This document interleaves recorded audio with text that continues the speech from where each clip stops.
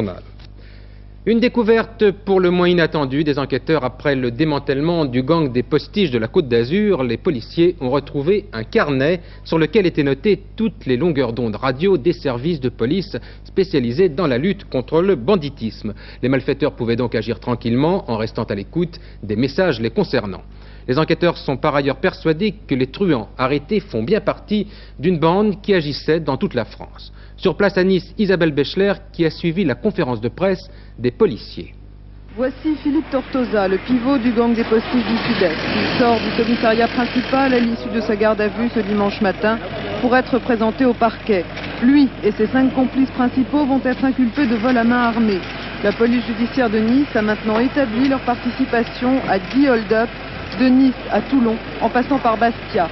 Ils sont corses en majorité, mais aussi toulonnais ou lyonnais. Tous fichés au grand banditisme depuis des mois. Ils ont toujours opéré avec des postiches, des cagoules ou des passe-montagnes, gantés, armés de pistolets ou de revolvers de gros calibre. Bilan des méfaits que la police leur attribue depuis janvier 84, 13 millions de francs raflés aux banques et à leurs clients en une trentaine de braquages. Mais les policiers n'ont arrêté là qu'un des noyaux de ce gang. Selon eux, l'équipe au total doit compter une trentaine de membres au moins.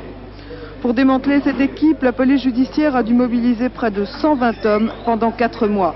Reste à savoir si la suite des investigations permettra de déceler des liens précis avec le gang des postiches de la région parisienne. Déjà, on dispose de quelques indices.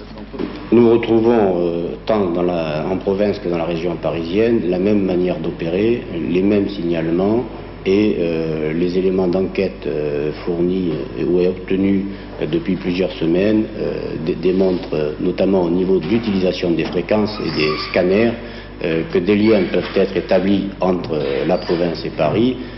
Ceci étant, il restera encore beaucoup d'investigations avant de pouvoir établir qu'effectivement ce sont les mêmes membres qui ont procédé à ces différents hold-up. Un beau coup de filet qui devrait se poursuivre par d'autres inculpations prochainement.